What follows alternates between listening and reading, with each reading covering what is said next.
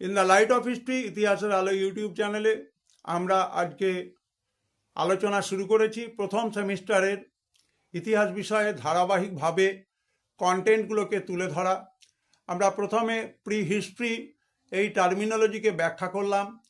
এখন আমরা ইতিহাসের উপাদান হিসেবে শিলালিপি, মুদ্রা বা অন্যান্য অনেক কিছুর কথা জানি বা সেগুলো নিয়ে আমরা পড়াশুনো করেছি, বা আমরা আমাদের যে হায়ার স্টাডি অর্থাৎ আন্ডার গ্র্যাজুয়েট এবং পোস্ট গ্র্যাজুয়েট লেভেলে আমরা যারা প্রাচীন ইতিহাস নিয়ে পড়াশুনো করি তারা রেলিক্স, মনুমেন্ট, কারেন্সি, নিউমিসমেটিক, এপিগ্রাফি, ইনস্ক্রিপশন নিয়ে বিস্তারিত পড়াশুনো করি। কিন্তু আমাদের মনে রাখতে হবে যে ইতিহাসকে বিশ্লেষণ করার প্রথম যে আর্কিওলজিক্যাল সোর্স তার নাম হচ্ছে ফসিল বা জীবাশ্ম। In the light off history ইতিহাসের আলোয় ইউটিউব চ্যানেলে জীবাশ্ম কিভাবে প্রাচীন ইতিহাস রচনাতে সাহায্য করে সে বিষয়ে ধারণা দেওয়া হবে কনসেপ্ট অফ হিস্ট্রি হিসেবে।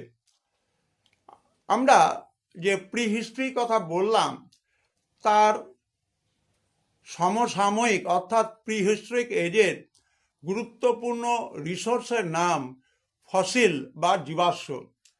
এই জীবাশ্ম শব্দটিকে ভাঙলে আমরা পাবো জীব এবং অশ্ম, অর্থাৎ অশ্ম মানে পাথর বা রক বা স্টোন। জীবাশ্মদের আমরা দেখতে পাই পাললিক শিলাতে। জীবাশ্ম হলো পাথরের উপরে উদ্ভিদ বা প্রাণীর দেহ অবশেষের ছাপ, এবং এই সময়ে আমরা কার্বন 14 যাকে বলা হয় রেডিও কার্বন 14 পদ্ধতি বা C14 পদ্ধতি, ডেনড্রোক্রোনোলজি, বিভিন্ন বৈজ্ঞানিক পদ্ধতিতে জীবাশ্মের বিশ্লেষণ করে সমকালীন অর্থাৎ প্রিহিস্ট্রিক যুগের শিলার গঠন, উদ্ভিদ প্রাণীর যে দেহ পাওয়া গেল তার এজ অ্যান্ড অ্যান্টিকুইটি অর্থাৎ প্রাচীনত্ব এবং তার স্থায়িত্বকাল ডিউরিয়েশন সম্পর্কে আমরা তথ্য সংগ্রহ করে থাকি। C14 পদ্ধতিতে মাটির নিচের জৈব পদার্থের কার্বন বিকিরণের মাত্রা পরিমাপ করে পদার্থের প্রাচীনত্ব নির্ণয় করা হয়। উইলিয়াম ফ্র্যাঙ্ক লিবি এই পদ্ধতি আবিষ্কার করেছিলেন।